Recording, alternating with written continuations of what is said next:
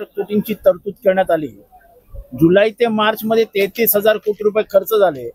याचा अर्थ 36,000 कोटी रुपये ठेवल्यामुळे आम्हा भगिनी म्हणजे आपल्या भगिनींची संख्या कमी होणार आणि त्यांची तरतुदी कमी होणार हे याच्यावरून स्पष्ट होतं। स्पष्ट आहे की लाडक्या बहीण योजनेला कात्री लावण्यात येणार आहे। सुरुवातीला जे भाषण झालं त्याच्यामध्ये इतके टनेल इतके रस्ते आणणार, इथनं तिथे नेणार, करणार, असं करणार, देणार, अरे पण हे सगळेच करण्यासाठी आणणार कुठून?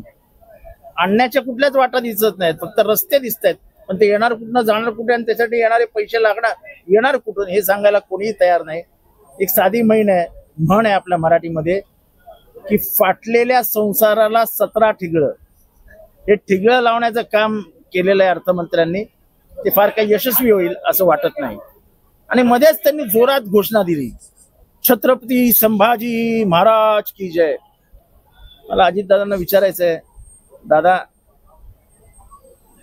संभाजी महाराजांवरती निघणारी 30 नाटकं, 60 कादंबऱ्या, या कादंबऱ्या आणि नाटकं कोणाकडनं तरी वाचून घ्या आणि आपण खरंच संभाजी महाराजांचे निस्सीम भक्त असाल जसे आम्ही आहोत। जेव्हा राम गणेश गडकरींचा पुतळा पाडण्यात आला त्याचं खुलं समर्थन आम्ही केलं होतं। राम गणेश गडकरी यांच्या साहित्यामध्ये कायम छत्रपती संभाजी महाराजांचा अपमान झाला। सतपात छत्रपती संभाजी महाराजांना इथल्या एका साहित्यिकांच्या वर्दळीने नको नको ते लिहिलं त्यांच्याबद्दल। आमची इच्छा एवढीच आहे की आपण जेव्हा इतक्या जोराने घोषणा दिल्या ते आपल्या हृदयामध्ये कुठेतरी संभाजी महाराजांनी स्थान मिळवलेलं आहे।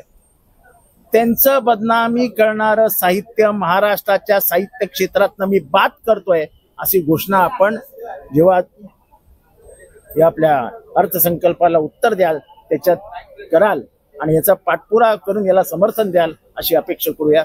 नुसतं संभाजी महाराज की जय म्हणून होणार नाही, त्यांची बदनामी करणाऱ्यांना पण फटके दिले पाहिजेत। हे फटके शाब्दिक रूपात आपण द्याल अशी आपल्याकडनं अपेक्षा आहे।